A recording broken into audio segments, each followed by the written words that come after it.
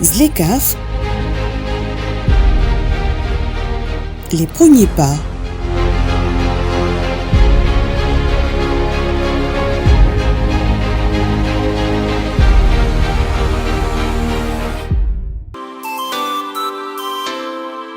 Un film qui met en évidence les avantages que la zone de libre-échange continentale africaine offre au continent. Un documentaire mettant en lumière une femme évoluant dans la transformation agroalimentaire et exportant vers le Ghana. Le film retrace la chaîne de valeur, montrant comment des biens fabriqués pour l'exportation vers l'Europe et les États-Unis sont maintenant exportés en Afrique. Comment la valeur lui est donnée et comment la ZLECAf rend cela possible. Dans ce film, il est mis en lumière la situation des pays africains avant et après la mise en œuvre de ZLECAf. La ZLECAf, vraiment, c'est devenu un amour de projet pour moi. Je m'épanouis tellement dans la ZLECAf. Be the first person that did go through the process. I believe there's opportunity through this after agreement.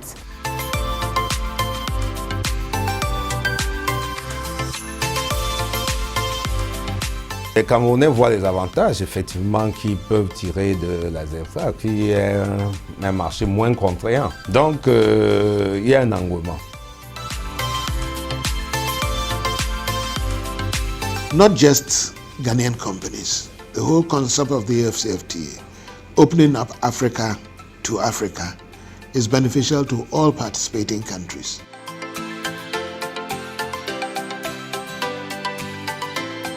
It is Africa's last opportunity to integrate our market, to make sure that, that we as a continent become as globally competitive as any part of the world.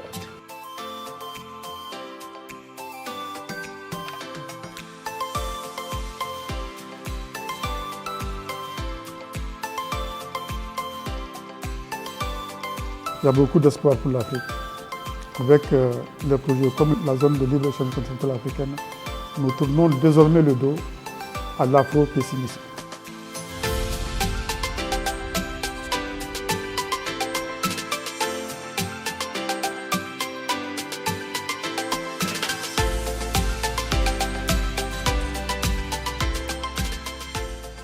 Les années 2018 et 2019 ont été marquées par d'importantes avancées dans la réalisation du projet d'intégration commerciale du continent africain.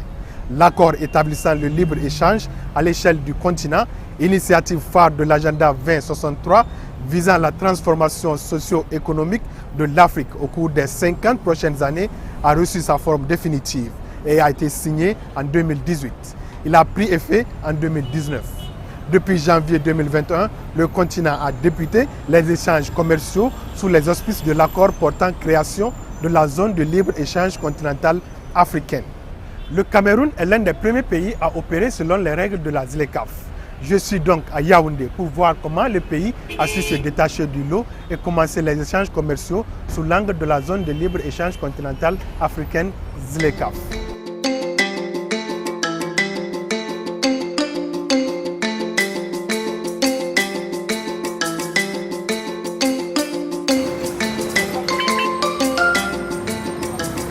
Dans ce pays d'Afrique centrale, l'agriculture est un secteur clé de l'économie nationale. Avec 23% des exportations totales, l'agriculture contribue pour 22,9% au PIB du Cameroun. Elle participe ainsi à l'autosuffisance alimentaire pour les 27 millions d'habitants, ce qui en fait le premier pourvoyeur d'emploi avec 62% de la population active. Le Cameroun dispose de plusieurs atouts pour répondre à la demande des produits alimentaires à forte valeur ajoutée. Zone écologique propice, terre abondante, main-d'œuvre disponible. Tous ces atouts font que l'agro-industrie se positionne comme une filière sur laquelle le Cameroun peut s'appuyer pour optimiser ses gains dans le cadre du commerce international. Jacqueline Tentieux fait partie de ces entrepreneurs qui ont choisi de profiter des atouts dont dispose l'agriculture camerounaise et en a fait son secteur d'activité.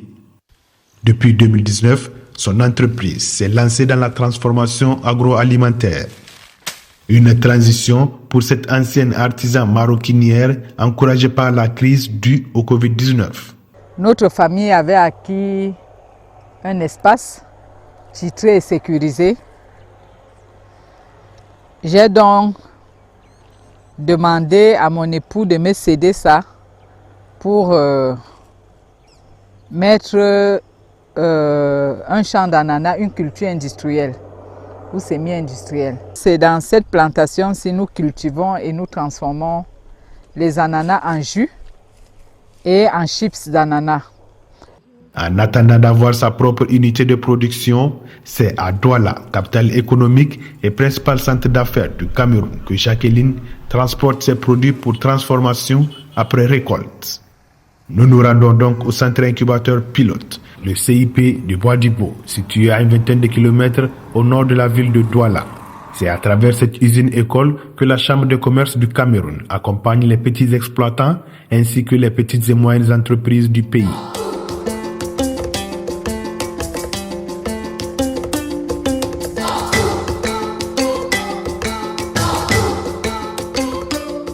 En 2010, nous avons, comme tous les pays d'Afrique, eu les émeutes de la faim. Et le président de la République a décidé qu'il faut qu'on trouve un outil qui permet de résoudre un problème, une équation à deux inconnus.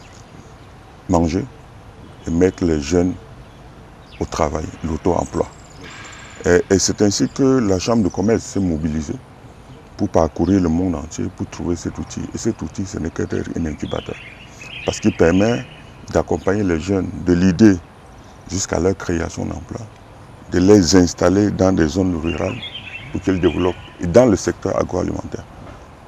Donc c'est cet outil qui nous permet d'accompagner. Nous avons déjà accompagné plus de 300 jeunes. Et dans le même sillage, ça nous permet aussi d'accompagner les acteurs économiques puisqu'on a un plateau technique. Comme Madame Tchencho qui est membre de la Chambre, de les accompagner à élaborer ou à produire des produits finis. Une fois que le produit est là, ça peut commencer la transformation. Là, vous avez tout ce qui est transformation des tubercules et autres. Là. Voilà, ça c'est le premier plateau technique.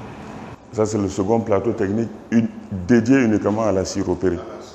Ce qu'ils vont faire dans le jus de fruits. Ananas, papaye, pastèque. Madame Tchencho, quand elle est arrivée, on a vu tous ces process-là d'abord et on s'est dit non, on avait des équipements pour le faire et on l'a accompagné là-dedans parce que c'est émincé, nettoyé, émincé, séché et conditionné.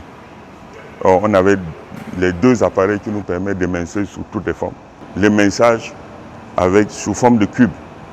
Oui, là vous avez 4 types d'éminçage. Vous les mettez là automatiquement, il émince. Ouais, il vous donne la forme que vous avez programmée ici. Au niveau de l'agroalimentaire, on ne peut pas faire si on n'a pas un laboratoire. Ça, c'est le cœur du ballon.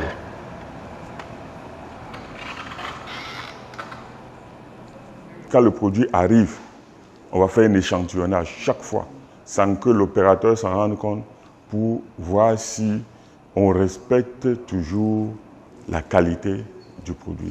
Le choix du CIP parce qu'il fallait un centre certifié. Vous n'allez pas amener un produit sur le marché de la ZLECAf dont vous ne pouvez pas faire la traçabilité.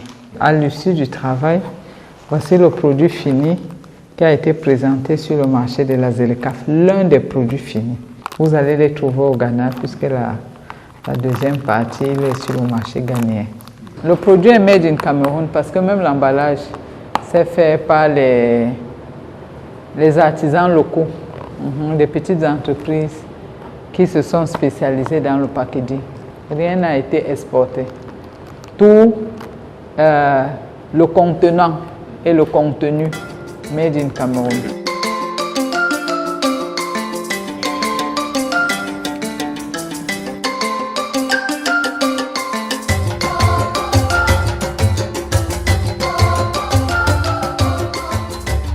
C'est dans cet esprit que Jacqueline s'investit dans la recherche des informations sur la zone de libre-échange continentale, notamment dans le volet de la formation et la recherche de partenariats.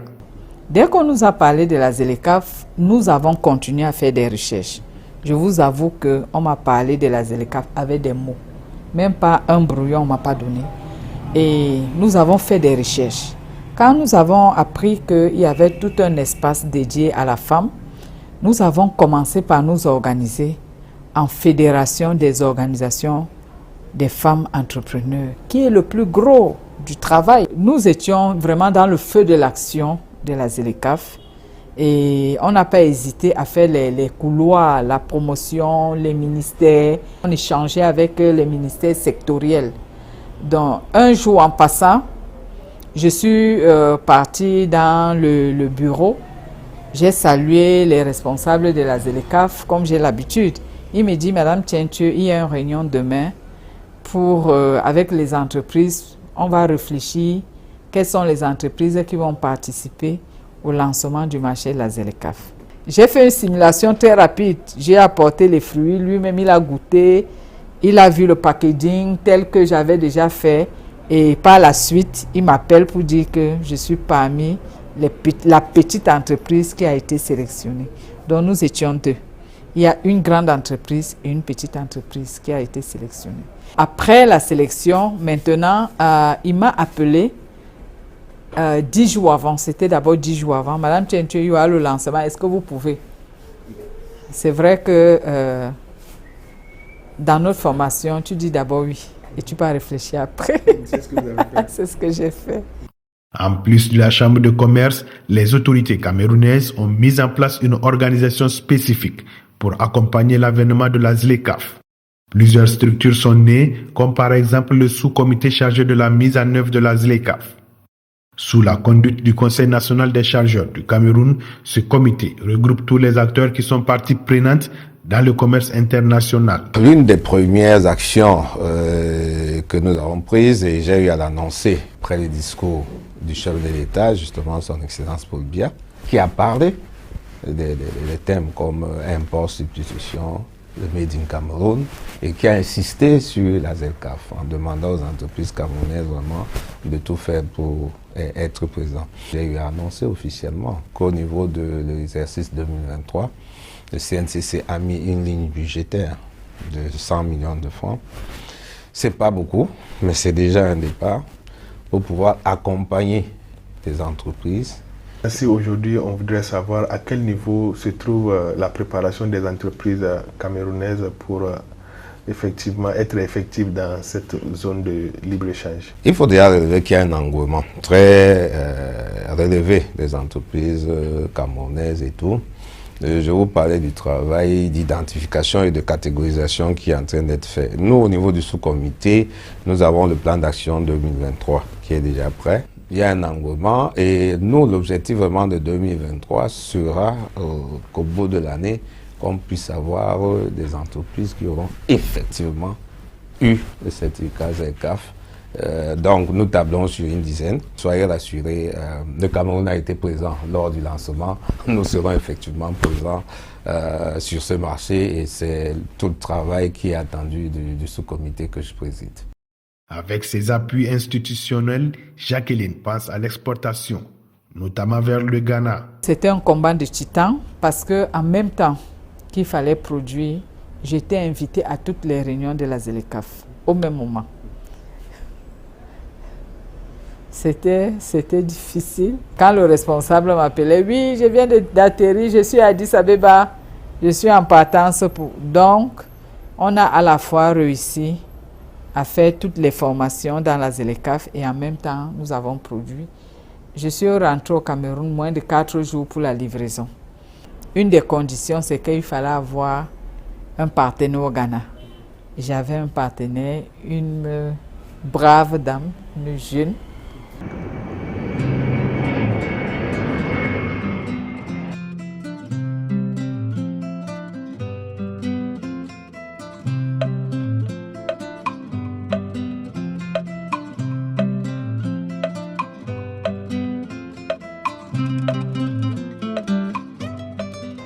Le Ghana fait partie des pionniers de la zone de libre-échange continentale africaine ZLECAf. Il a ratifié l'accord du 21 mars 2018 à Kigali, au Rwanda. Il figure parmi les pays qui ont lancé le commerce préférentiel au titre de la ZLECAf sur les produits pour lesquels les règles d'origine sont conclues. Mais la question de fond, c'est où en sommes-nous 3 ans après l'entrée en vigueur de la ZLECAf? Comment tirer avantage des opportunités qu'offre cet espace commercial? Je suis à Accra, au Ghana, pour en savoir plus. Welcome to my small humble company. So thank you very much. we welcome from home. This is what you receive from Cameroon. Cameroon, yeah, okay. This is the first stop good from Cameroon. under the AFCFTA. Yes, so you can see ZLECAf. Yes. Okay. So we receive some pineapple, dry apple pineapple. Yeah. And some safu. Yeah, it doesn't grow in Ghana, it grows in Cameroon. Okay. So she dried it. Okay. And then you can chew like a snack. We have ginger tea. Oh yeah. Okay, this is a ginger tea. Ginger tea. Okay. It's good for cough. You can just she added honey to it, so Yeah. I give sample to people here, they love it. They love it. It's good. For coffee, if you add some hot water to it, you are good to go. Wow. You have powder safu. Safu, okay. This is the same thing. But the powder one. Okay. So this one too from Cameroon. Wow. Yeah. So that is 4 products. 4 products. 4 products. You receive from Afatex company. Yes. The safu is more. Okay. So you have some here. Okay. We have some in the boxes. The reason why she decided to enter into partnership with me is because we have similar products. Exactly. And so these 3 products working together, we will go far. So that's why she entered into partnership with me.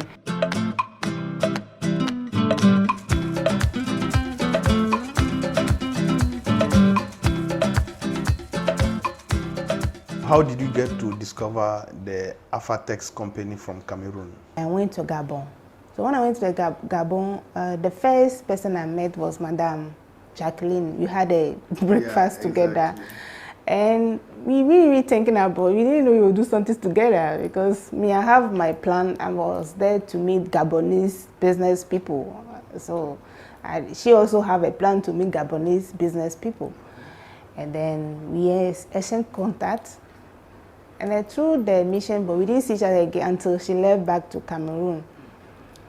And I also came back to Ghana. After 2 months, I was there. We had a platform on WhatsApp, and all those who participated on the program, they were on the platform. And then the next thing, I saw somebody posted a message on the platform. I'm looking for this young Ghanaian lady from Ghana who speaks French and English. I want to see her. If anyone have a contact, please, I need a contact. And I said, hey, I'm here on the page.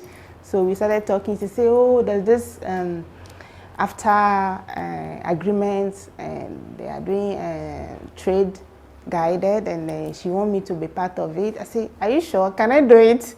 Because I know it's a new thing, and I don't know about it. She said, no, don't worry. I will be guiding you from distance. So that's why we are here. L'expérience des premières années de la mise en œuvre de la ZLECAf n'est pas un long fleuve tranquille pour les 2 femmes entrepreneurs. Le marché commun africain en cours d'opérationnalisation est certainement un projet intégrateur. C'est surtout un marqueur dans l'agenda 2063 de l'Union africaine. À terme, il facilitera l'industrialisation tant souhaitée du continent et renforcera l'esprit du panafricanisme. Mais à y regarder de près, le chemin est encore long tant les défis sont énormes. C'est le tout premier certificat. Donc même la douane elle-même ne maîtrisait pas encore les procédures. Donc je prends un déclarant qui me fait la déclaration habituelle comme il connaît. Heureusement que nous on avait la douane qui nous suivait. Donc on a fait un premier certificat qui a raté. Et avec l'accompagnement de la douane, il nous a accompagné, vraiment un accompagnement de proximité. Et le deuxième certificat était bon dans le temps, dans les délais. C'est à la fin que j'ai su que nous sommes passés avant la grande entreprise et puis Ce n'est que waouh. Au Ghana, certains des problèmes posés sont en train d'être résolus. Comme au Cameroun, le pays a aussi mis en place depuis 2020 un bureau national de coordination de la ZLECAf. Responsable de la gestion quotidienne de la mise en œuvre et de l'administration du programme, le bureau national de coordination se consacre à la mise en place d'un réseau opérationnel efficace de toutes les institutions clés impliquées dans la mise en œuvre de la ZLECAf dans le pays. In particular now, our focus is on moving Ghanaian businesses into the African market. So we are working with a team of companies, around about 300 of them, that we are profiling for export readiness in view of their preparedness and other things, and we are hoping to work with them. This year, our target is to send at least 50 companies into the East African market, and same figure, at least 50 to the North African market. Tell us about the level of preparation of Ghanaian business for the AFCFTA. In order to prepare Ghanaian businesses, what we have done is we have launched what we call the market entry expedition. Somewhere in 2020, one of the first things we did when the office was set up, was to try and find out how many companies have been exporting to Africa. And we worked with customs in trying to identify those companies. In all, we came up initially with about over 60,000 transactions. Then when we worked the transactions down into actual companies, we came up with about 1,800. Out of this 1,800, we discovered that there were companies that already export to Africa, even before AFCFTA. Then there are companies that export to the rest of the world, but not to Africa. Then, of course, there's also the third group of companies, which is the companies that produce for the Ghanaian market. So what we have done is we've tried to put together a mix of these companies. Currently, we're working with about 300 of them to try to profile them and see and get them readied for the African market. What can be the benefit Ghana companies can earn from this AFCFTA? Not just Ghanaian companies. The whole concept of the AFCFTA, opening up Africa to Africa, is beneficial to all participating countries. Now, when you talk about benefits, you're looking at a market the size of 1.3 billion. This is the same market that has driven India to where they are. It is the same market that has driven China to where they are. So the market size alone is very significant. It also means that Ghanaian companies can actually start harnessing some of the benefits by producing on the economies of scale. Formerly, we used to be producing for a small market. Now we can produce for the whole of Africa. So the economies of scale will come in. When you increase your production, you will increase your labor, you will increase your income, you increase employment, and then general development, and so on and so forth. The other thing too for the nation is that because Africa is generally an agrarian continent, the economy is agrarian, it is obvious that in order for us to be able to trade, we'll have to industrialize, because you cannot send cocoa beans to cocoa beans and change it. You'll have to do some value addition. So that value addition alone is very transformative for the economy. We're now going to produce more goods. We're going to make more money on our goods.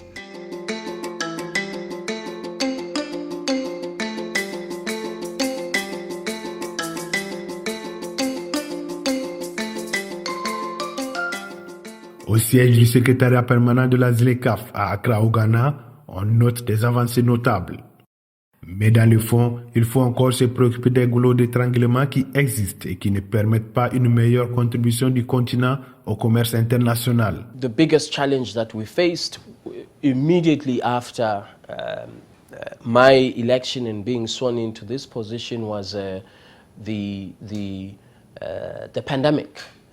On the 26th of March 2020, most countries, in fact 42 countries in Africa, went either into a partial or a full lockdown. That was a significant challenge because it meant that we could not proceed with the implementation of the AFCFTA. delayed us by, I would say, close to 2 years. So this was a significant challenge. But from what I have seen so far, the political will of our heads of states is absolutely unprecedented. That's why we've been able to make so much progress in such a short space of time. However, there are positive projections about the future. The World Bank predicts that by the year 2035, through implementation of the AFCFTA, we will be able to lift almost 100 million Africans out of poverty and contribute to close to $450 billion to Africa's GDP. This is a very, very positive outlook. So the challenges will be there: customs harmonization, infrastructure deficit, as you mentioned, the movement of persons or lack of a protocol to enable movement of persons. These are challenges that will be there. But I believe that we have to accelerate the implementation of the AFCFTA, notwithstanding these specific challenges, which we know will always be there. The overall vision of the African Union is to create an African market in the spirit of Pan-African. Are we on the right path? Yes, of course we are on the right track.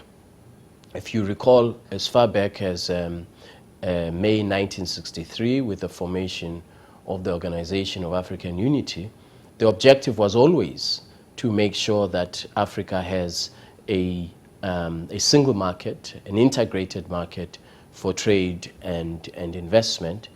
So we are following the path that was set out in the founding principles of the Organization of African Unity, as well as the integration model that we seek to follow in the Abuja Treaty. 54 out of 55 countries signing the agreement is a remarkable demonstration of political will. And 47 countries ratifying the agreement out of 55 is a remarkable demonstration of legal commitment. And so I think we are certainly on the right path. Since the launch of the AFCFTA, what is the volume of trading? Has it changed? It is too early to make an assessment of the trading volumes. Typically, in a trade agreement, it can take 6 up to 10 years before you can make an assessment of trading volumes. So we do not know yet.